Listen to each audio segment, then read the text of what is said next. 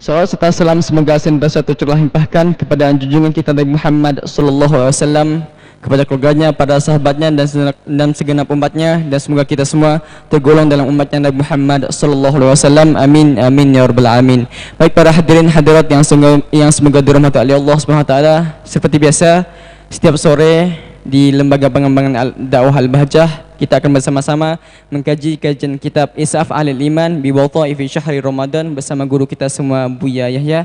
Namun sebelumnya kami informasikan bahwasanya guru kita semua Buya Yahya tidak bisa hadir di tengah-tengah kita pada sore hari ini, pada kesempatan sore hari ini. Dan insyaallah yang akan menggantikan beliau pada sore hari ini, beliau adalah Al-Habib Naufal Al-Atas. Tanpa membuang waktu, langsung saja marilah kita dengarkan apa yang akan disampaikan oleh Al-Habib Naufal Al-Atas. Kepada beliau dengan segala hormat kami persilakan. Allahumma salli ala Sayyidina Muhammad. Allahumma salli ala Sayyidina Muhammad. Udhkuru salata ala Nabi Muhammad.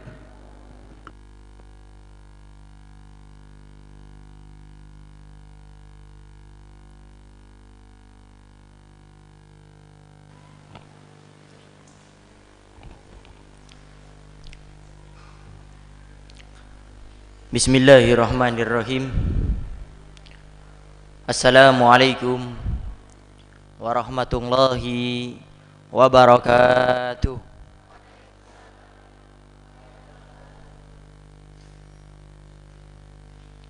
Alhamdulillah. Alhamdulillahi rabbil alamin. Wassalatu wassalamu ala asyrafil anbiya'i wa mursalin Sayyidina wa habibina wa syafi'ina wa qurrati a'yunina wa nuri qulubina Muhammad habibi rabbil alamin wa ala alihi wa sahbihi ajma'in.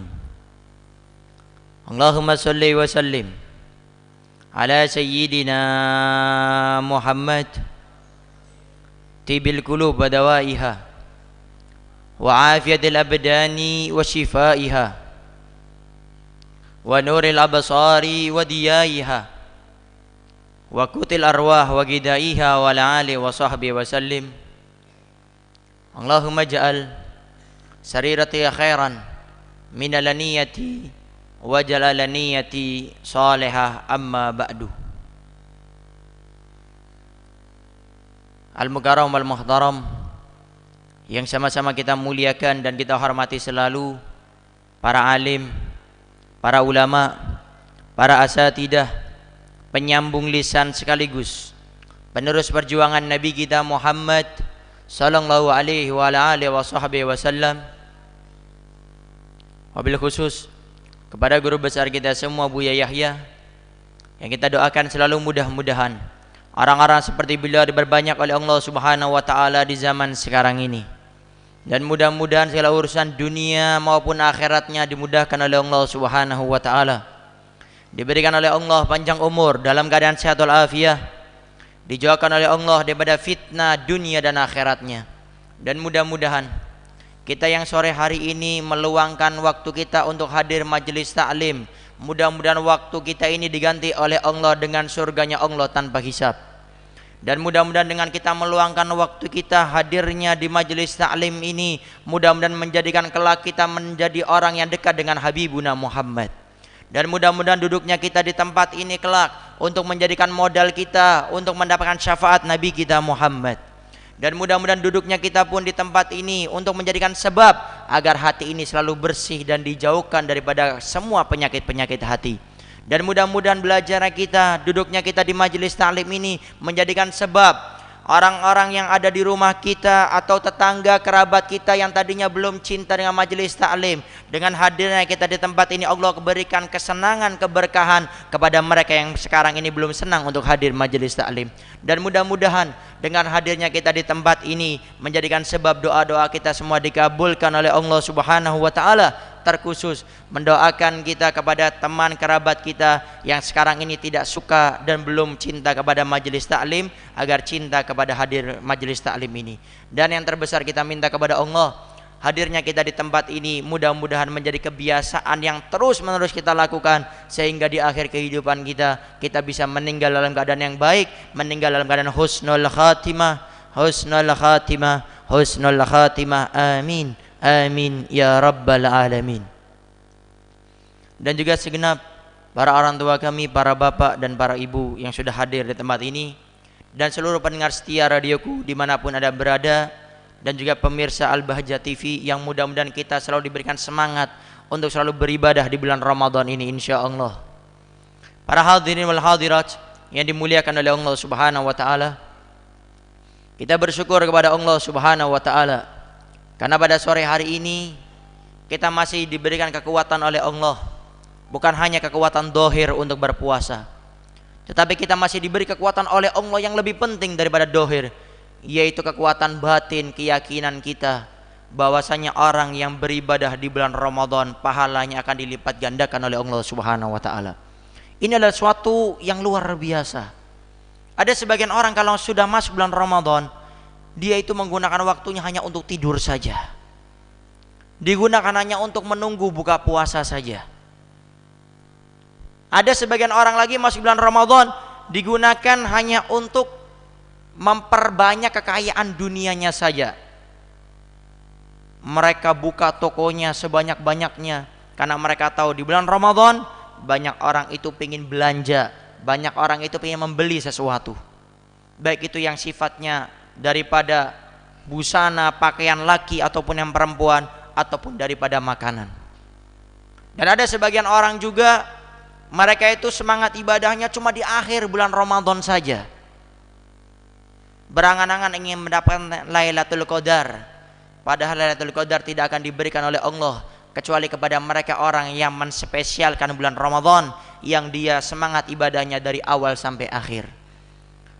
Dan dari sekian manusia kita dipilih oleh Allah untuk menjadi orang yang bisa merasakan nikmat ibadah di bulan Ramadan. Salah satunya kita diberi kekuatan oleh Allah, kekuatan batin untuk saat ini bisa melaksanakan ibadah, di antaranya hadirnya kita di majelis taklim ini. Ada sebagian orang yang mereka itu tidak menghadiri majelis taklim dengan alasan yang bermacam-macam. Macam-macam alasannya. Alasannya, saya bisa kok mendengarkan lewat radio, tidak mesti saya harus hadir majelis taklim. Ada yang beralasan seperti ini. Kita katakan, apakah ada beda orang yang hadir majelis taklim seperti kita sekarang ini dengan orang yang mendengarkan lewat radio? Tentu berbeda. Tidak ada sama sekali. Yang menjadi beda adalah usaha kita inilah yang menjadikan beda daripada pahala kita ini. Tetapi jangan salah, kadang orang yang mendengarkan lewat radio pahalanya lebih besar daripada orang yang seperti kita hadir di majelis taklim ini. Dari mana bedanya? Bedanya dari usaha mereka. Orang yang hadir majelis taklim mungkin rumahnya dekat, mereka bisa hadir. Tetapi yang di luar sana dengan sibuknya, mungkin mereka kerja di salah satu rumah, mereka jadi seorang pembantu, tetapi mereka masih mensempatkan belajar lewat sekarang yang ada di zaman kita, internet, atau lewat streaming berbagai macamnya, lewat radio. Maka mereka yang di sana mungkin pahalanya lebih besar daripada kita yang sekarang hadir di majelis taklim ini. Kenapa? Usahanya lebih besar. Dan Allah Maha tahu dengan yang seperti ini. Oleh karena itu kita tetap semangat. Yang bisa hadir maka hadirlah ke tempat ini. Yang mungkin belum bisa hadir karena ada udzur syar'i, maka tetaplah semangat. Di zaman sekarang ini sudah banyak berbagai macam cara tetap kita untuk mendengarkan daripada majelis taklim. Dan tentu kita akan mendapatkan pahala-pahala itu semua. Tapi ingat, kadang mungkin berbeda juga orang yang hadir majelis taklim tapi ngobrol dengan orang yang mendengarkan lewat radio, dan itu berbeda di situ. Ada orang hadir majelis taklim cuma hadir saja, cuma datang. Kalau cuma nggak bawa buku tapi mendengarkan masih mending. Ini sudah nggak bawa catatan, nggak bawa buku, ngobrol lagi, bahkan bikin rusak majelis taklim. Kadang yang menyampaikan tidak konsen. Nah, yang seperti ini yang di rumah mungkin yang mendengarkan lewat radio, kemudian dia khusyuk mendengarkannya, maka dia lebih afdol daripada orang yang hadir sudah tidak mencatat kemudian malah ribut di tempat tersebut. Dan disinilah dilihat oleh Allah usahanya. Oleh karena itu kita bersyukur kepada Allah Subhanahu wa taala kita masih dipilih oleh Allah Subhanahu wa taala yang mampu beribadah memaksimalkan di bulan Ramadan, dan mudah-mudahan kita yang hadir di tempat ini diberikan oleh Allah pahala yang luar biasa, dan yang mendengarkan lewat radio ataupun streaming pun karena mereka belum bisa datang ke tempat ini diberikan pahala juga yang luar biasa oleh Allah Subhanahu wa taala. Amin. Amin ya rabbal alamin. Para hadirin wal hadirat yang dimuliakan oleh Allah Subhanahu wa taala, di bulan Ramadan kita tahu ada sesuatu yang membatalkan kita punya puasa. Daripada yang namanya makan, minum, kemudian daripada berjima antara suami istri, dengan segala sesuatu yang membatalkan daripada puasa. Ini sudah diperjelaskan dan dijelentehkan oleh para ulama-ulama kita dalam kitab fikih-fikih yang ada. Tetapi kadang ada satu ini yang terlewat, yang kadang-kadang kita kurang perhatian, sehingga tatkala kita menghadap Allah di akhirat, kita meminta kepada Allah pahala kita, Allah katakan tidak ada pahala bagimu kepada engkau yang berpuasa di bulan Ramadan. Ini isyarat dari Nabi kita Muhammad sallallahu alaihi wasallam yang pernah mengisyaratkan perkara ini dalam hadisnya. Nabi kita Muhammad sallallahu alaihi wasallam pernah mensabdakan, kam min shaimin laisa lahu min siyami ilal ju'i wal atsi. Kam min shaimin, berapa banyak kata Nabi? Min shaimin, orang yang berpuasa. Laisa lahu min siyamihi, mereka tidak mendapatkan pahala, enggak dapat pahalanya. Ilal ju' wal atsi, kecuali lapar dan dahaga. Ingat, kalau Nabi sudah pernah berbicara, berarti ada itu orangnya. Kalau saya yang berbicara pada sore hari ini, Bapak, Ibu atau pendengar, pemirsa boleh percaya boleh tidak. Tapi kalau sudah Nabi kita Muhammad sallallahu alaihi wasallam yang juga omongannya sudah diisyaratkan oleh Allah dalam Al-Qur'an, ma yantiqu anil hawa in huwa illa wahyun yuha. Nabi Muhammad tidak pernah berucap dusta dari hawa nafsunya kecuali itu wahyu dari Allah Subhanahu wa taala. Artinya yang disampaikan Nabi benar adanya. Kalau tidak hari ini terbukti, tunggu pada waktunya pasti akan dibuktikan oleh Allah, paling tidak di hari kebangkitan kita. Artinya ada orang yang dia itu puasa capek, tapi cuma dapat laparnya saja, dahaganya saja, tidak dapat pahalanya. Inilah yang dikatakan oleh para ulama al-muhbitat. Ada perkara-perkara yang apabila dilakukan oleh yang berpuasa sah puasanya. Tidak kita katakan batal, sah. Tetapi mereka tidak mendapatkan pahala sama sekali. Yang dinamakan namanya adalah al-muhbitat, perkara yang dilakukan orang yang berpuasa akan membatalkan pahalanya, bukan ibadahnya. Ibadahnya sah, tetapi tidak ada pahalanya. Sama seperti orang kerja di satu pabrik atau di suatu showroom. Kemudian tatkala kerja capek-capek dari tanggal 1 sampai akhir, kemudian di akhir tiba-tiba tidak dikasih gaji, yang lainnya dikasih gaji semuanya oleh bosnya. Maka sungguh menyakitkan hati. Siapa itu orang yang melakukan 6 perkara ini? Ini diperbincangkan oleh para ulama. Jadi barang siapa yang melakukan 6 perkara ini, maka orang-orang ini sah puasanya tapi tidak mendapatkan pahala mereka yang di bulan Ramadan. Dan ini bukan hanya untuk didengar, dan ntar ada hikmahnya kenapa ada peristiwa dan juga perkara-perkara ini. Yang pertama adalah berbohong. Kemudian yang kedua adalah menggunjing atau ghibah, ngomongin orang. Kemudian yang ketiga adalah an-namimah, mengadu domba. Yang keempat, sumpah palsu. Yang kelima, berkata perkataan yang tidak pantas, omongan yang tidak layak diomongkan.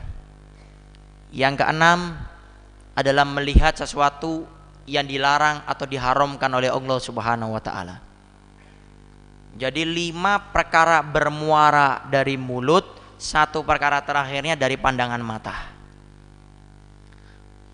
Yang pertama tadi dikatakan adalah berbohong. Apa itu bohong? Berbicara tidak sesuai kenyataan, itu bohong. Berbicara tapi tidak sesuai kenyataannya, ini bohong atau berdusta. Dan bohong ini Saya tekankan sekali lagi, bohong ini tidak diperkenankan sama sekali, walaupun bercanda. Ini ada sebagian orang suka bercanda hobi, apalagi kalau sudah cerita. Cerita itu biasanya kalau tidak ada bumbu yang satu ini kadang-kadang kurang disenangi orang. Ada bumbu, bukan bumbu dapur punya ibu-ibu yang sekarang mungkin mau masak di dapur, bukan, tapi bumbu bohong. Makanya kenapa sebagian media-media itu disenangi nama orang, karena banyak media yang suka bohong. Ya. Ini banyak sekarang kita punya ulama, kita punya para habaib difitnah habis-habisan. Ya sekarang ini kita punya ulama yang luar biasa, memiliki daripada semangat yang semangatnya Allah titipkan di hatinya untuk membela bangsa dan negara dan umat. Tetapi ya itu, suka dibohongi, suka dibully, apalagi yang namanya media. Maka saya katakan sekali lagi, kita semua pendengar yang membaca media jangan suka percaya dengan yang namanya media, kecuali sudah dipastikan. Dan memastikan ini bisa langsung kepada orangnya atau orang yang kita percaya orang itu dekat dengan orang yang diomongkan di media tersebut. Karena kita punya negara ini sudah menjadi rahasia umum, mudah sekali untuk dipecah belah lewat yang namanya media, khususnya umat Islam. Maka saya himbau sekali lagi, kita yang suka mendengarkan atau yang menyaksikan, membaca, jangan pernah percaya lewat media. Lebih baik tabayun. Kalau ada kabar, lebih baik tanyakan langsung kepada orangnya, atau kita tanya kepada sumber atau orang yang terdekat dengan dia, yang terpercaya, baru kita katakan, baru boleh kita percaya. Khususnya kepada orang yang suka menyebarkan di media, hati-hati. Anda yang berbohong lewat media gara-gara uang, gara-gara jabatan, gara-gara dunia, kalian yang berpuasa di bulan Ramadan tidak akan mendapatkan pahala, kemudian kalian akan dituntut oleh Allah Subhanahu wa taala di akhirat.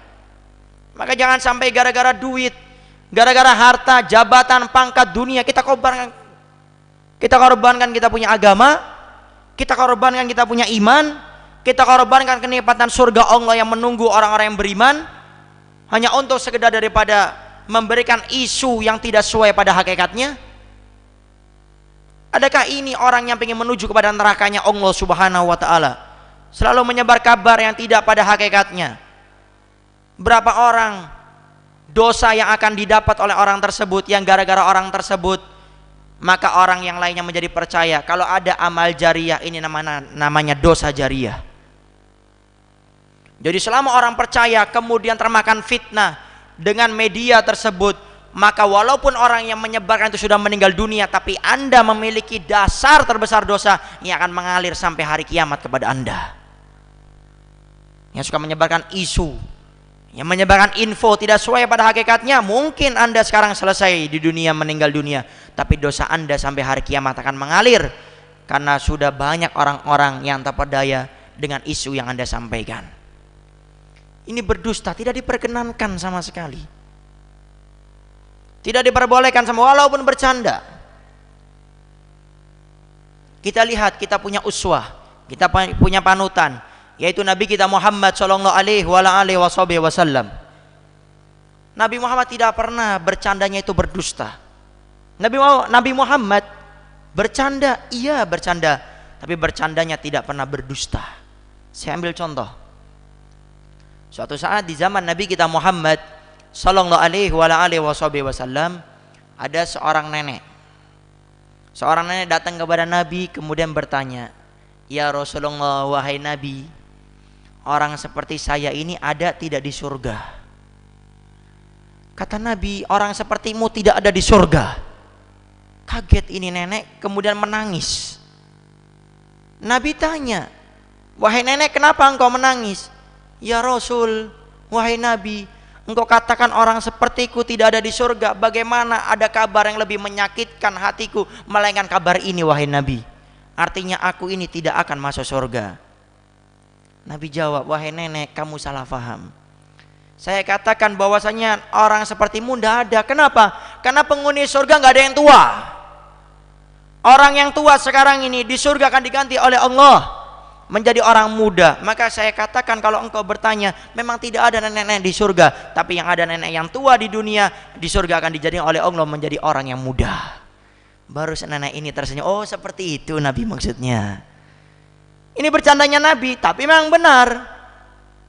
Kan kita tahu orang kalau sudah masuk surga itu punya 4 kriteria.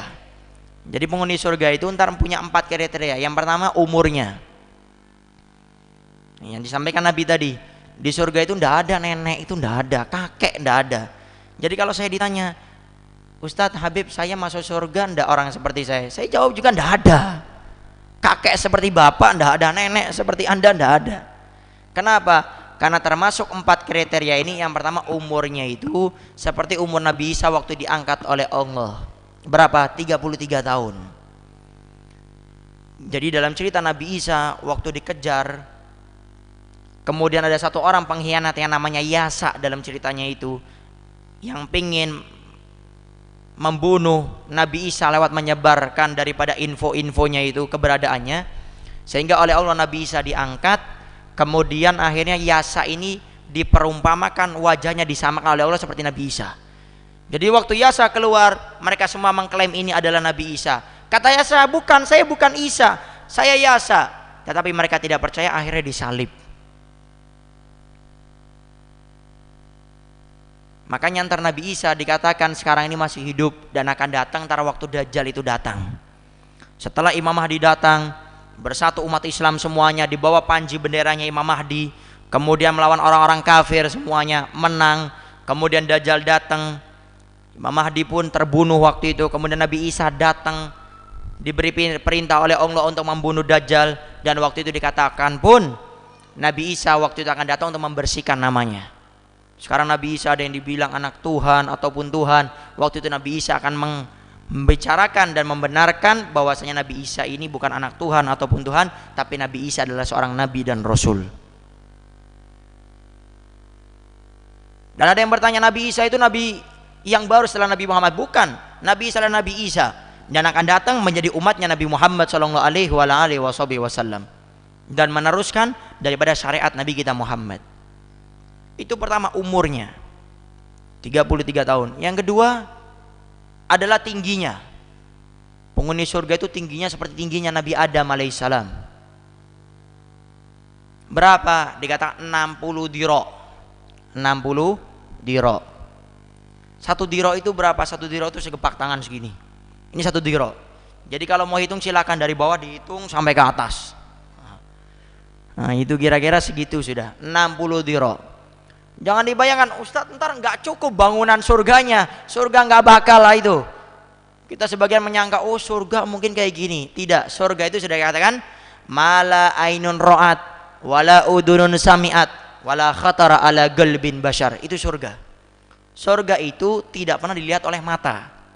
Ada orang main ke satu tempat, indah sekali, kemudian dia ngomong, mungkin surga seperti ini. Tidak mungkin, tidak mungkin, tidak mungkin surga seperti itu jauh lebih indah daripada apa yang kita lihat. Kita pernah saat dengar nih, orang pergi kemana gitu, tempat yang mungkin kata dia paling indah. Kemudian kita sampaikan surga mungkin seperti ini. Surga tidak seperti itu, tidak seperti itu, dan tidak seperti itu. Jauh. Atau kita pernah terlintas di hati mungkin surga seperti ini. Surga tidak seperti itu. Surga jauh dari apa yang kita pikirkan sekarang ini. Bangunannya tidak usah ditanya, tidak mungkin seperti dunia ini. Dunia yang katanya apa itu pakai semen, yang katanya semen nomor 1 tetap aja bocor. Pakai genteng nomor 1 tetap aja bocor. Apalagi cat nomor 1 tetap aja bocor. Di surga tidak ada bocor. Di dunia makan seenaknya, ada sakit perut perlu ke kamar mandi. Di surga tidak ada kamar mandi. Ada yang Ustaz, bagaimana kalau sakit perut? Tidak ada sakit perut di surga, makan sekenyangnya sudah. Makanya saya katakan tidak pernah dilihat mata, didengar telinga, terlintas di hati. Itu surga. Lalu bagaimana Ustaz? Pikirin aja gimana saya jadi ahli surga. Sudah itu aja. Gak usah pusing, ada orang pusing surga kayak apa. Pinggirannya itu adalah permata, intan, jamrud, bangunannya dari emas, permata, megah. Kebanyakan mikir ntar ibadahnya tidak ada. Kebanyakan hoyal, lebih baik timbang hoyal ngaji Quran, lebih afdol untuk bekal di akhirat. Ini orang sekarang udah nggak pernah ibadah, kalau hoyal nomor 1. Tahu hoyal? Memikirkan sesuatu yang belum jelas itu loh. Yang jelasnya sekarang ini kita ibadah nih gimana itu loh. Itu yang kedua tadi 60 diro. Seperti Nabi Adam alaihissalam. Kemudian yang ketiga adalah mukanya, wajahnya. Seperti siapa? Nabi Isa alaihissalam. Jadi kalau dikatakan, Ustadz Habib muka saya ada nggak di surga? Nggak ada. Muka kayak kita nggak ada di surga. Semua mukanya kayak Nabi Isa. Maksudnya apa? Tadi saya ngisi di sekolah itu, ada yang nanya, Ustadz lalu bagaimana? Berarti mukanya sama kayak Nabi Isa semuanya.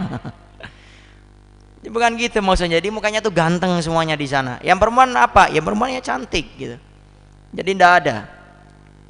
Bahkan dikatakan istri-istri kita di surga itu jauh lebih cantik, lebih indah daripada bidadari yang ada di surga.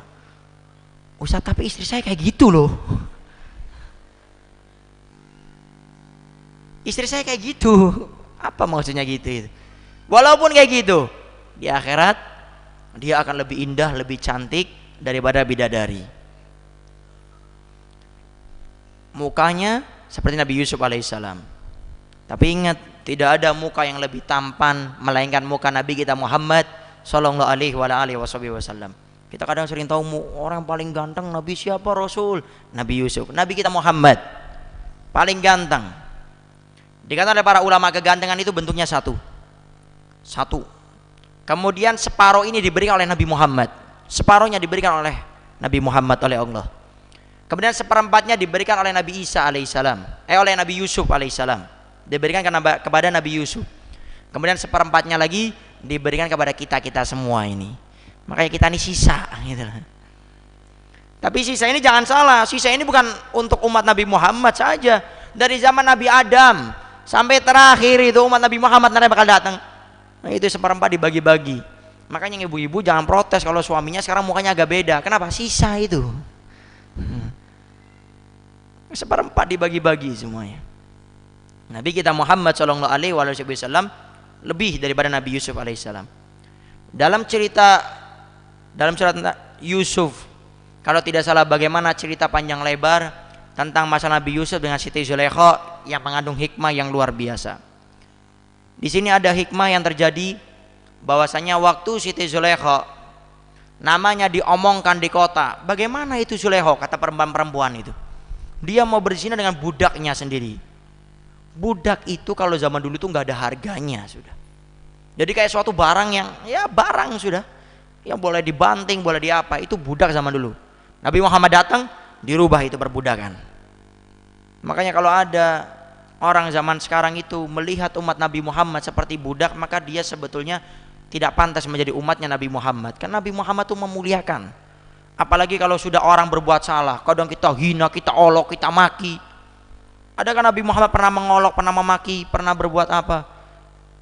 Kemuliaan yang kita miliki, baik itu seorang ustadz, seorang kiai, seorang ulama, ataupun dia seorang hartawan, punya pangkat, waktu ada orang berbuat salah, jangan pandang dia sebagai bawahanmu, tapi pandanglah dia sebagai umatnya Nabi Muhammad yang berhak dihargai sebagaimana kita mau dihargai, maka orang pun mau dihargai.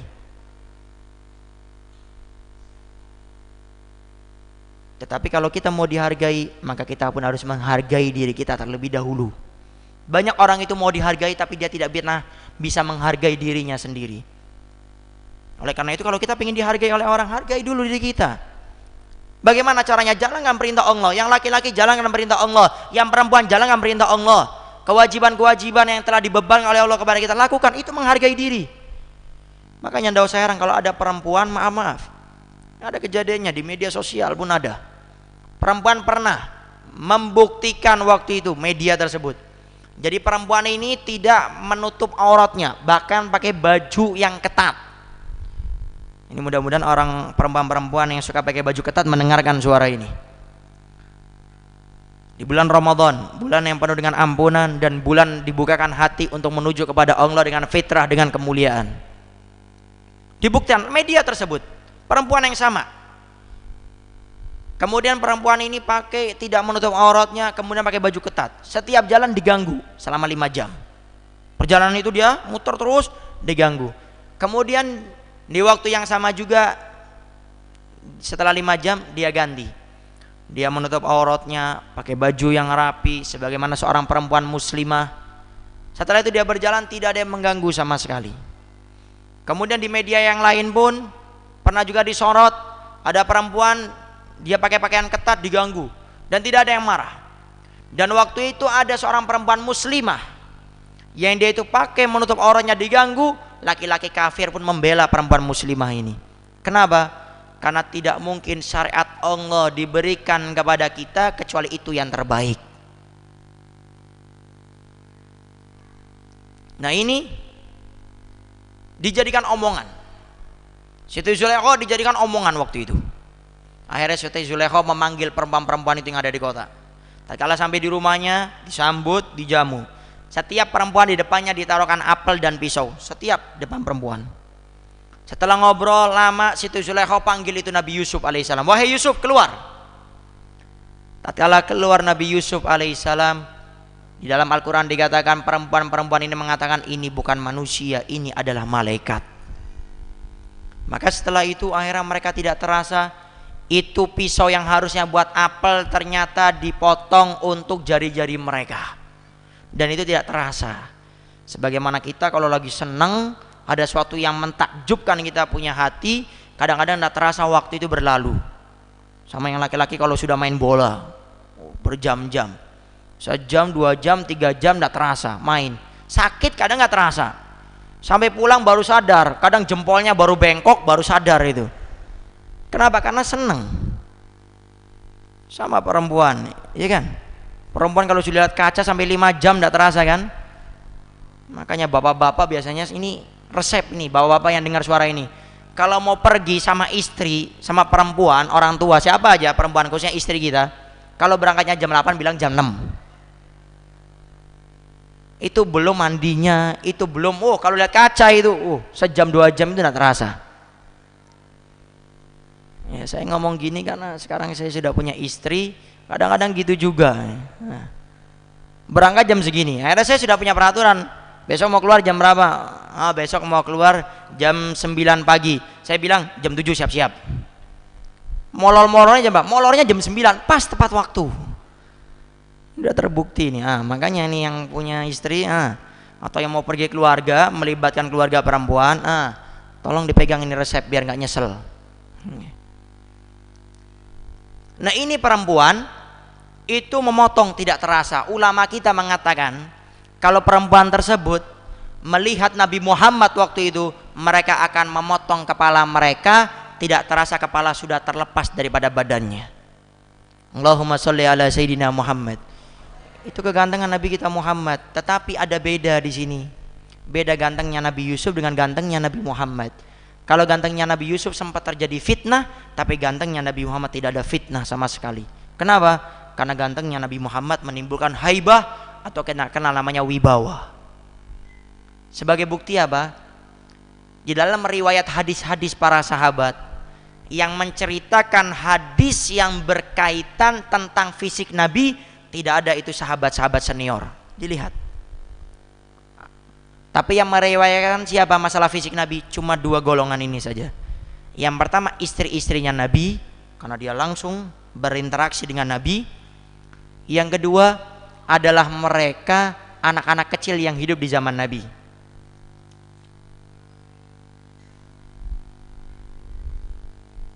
Orang-orang yang hidup di zaman Nabi.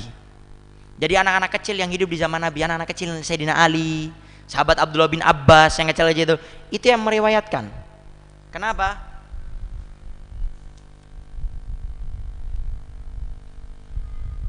Kenapa? Karena mereka waktu itu tidak mengetahui apa itu wibawa dan kewibawaan Nabi. Mana anak kecil? Ya kan, anak kecil disuruh jangan main ya, malah main.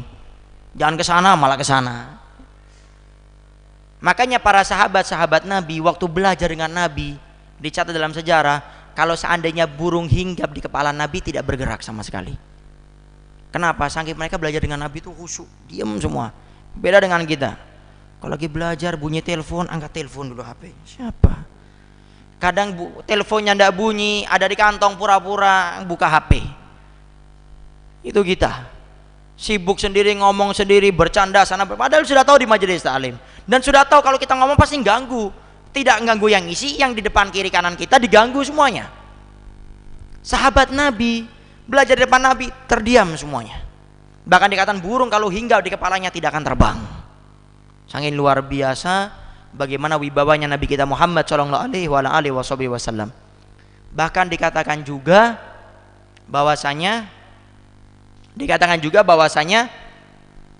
kalau seandainya Nabi itu berjalan di bawah daripada bulan purnama malu untuk menampakkan sinarnya. Kenapa?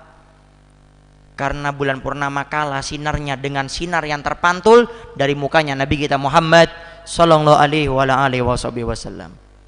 Dan mudah-mudahan cerita yang kita berbicarakan sekilas tadi tentang Nabi menjadikan kita berhak dan mudah-mudahan diberikan kemuliaan oleh Allah bisa mimpi Nabi di dunia sebelum di akhirat. Allah bisa berlihat Nabi secara langsung, atau paling tidak kita di akhirat ruh kita disambut oleh Nabi kita Muhammad sallallahu alaihi wasallam. Amin amin ya rabbal alamin. Itu yang ketiga muka. Kemudian yang terakhir adalah bahasanya. Orang di surga itu bahasanya adalah bahasanya Nabi Muhammad sallallahu alaihi wasallam, yaitu dengan bahasa Arab, menggunakan bahasa Arab. Makanya saya pribadi pun kalau mikir agak sedikit miris. Kenapa? Orang zaman sekarang lebih senang belajar bahasa Inggris dan Mandarin ketimbang belajar bahasa Arab. Padahal kita tahu kalau orang meninggal itu mungkar nakir nggak ada nanyakan pakai bahasa Inggris atau bahasa Mandarin. Saya yakin semua orang Islam tahu pasti pakai bahasa Arab. Marobuka, wa manabiyuka, wa madinuk, wa makiblatuk, wa ma'ikhwanu. Nggak ada mungkar nakir datang ke kuburan, datang menanya seorang, ditanya what do you name. Nggak ada itu. Tetapi kenapa semangat ini tidak timbul di antara kita? Membaca Al-Quran kenapa kurang begitu semangat? Karena nggak tahu artinya. Kalau tahu artinya ada motivasi. Mau cerita apa aja di Al-Quran ada. Motivasi apa aja ada. Nggak usah pakai motivasi yang lain. Al-Quran semuanya ada motivasi dalam Al-Quran. Itu karena nggak tahu bahasa Arab. Maka belajar bahasa Arab. Perbanyak kosakatanya. Kemudian belajar. Sehingga waktu membaca Al-Quran akan timbul sesuatu yang luar biasa. Beda orang yang sekedar baca sama orang yang baca tahu artinya. Itulah 4 daripada kriteria penghuni surga. Kelak di surga memiliki 4 kriteria tersebut. Para hadirin wal hadirat yang dimuliakan oleh Allah Subhanahu wa taala, mungkin itu saja yang bisa Al-Fakir sampaikan. Karena ini kita punya guru Buya Yahya sudah datang, maka itu saja yang bisa Al-Fakir sampaikan. Kurang lebihnya Al-Fakir minta maaf dan mohon doanya selalu. Akhirul kalam, wabillahi taufiq hidayah wa ridha wal inayah. Assalamualaikum warahmatullahi wabarakatuh. Waalaikumsalam warahmatullahi wabarakatuh. Syukran kasih.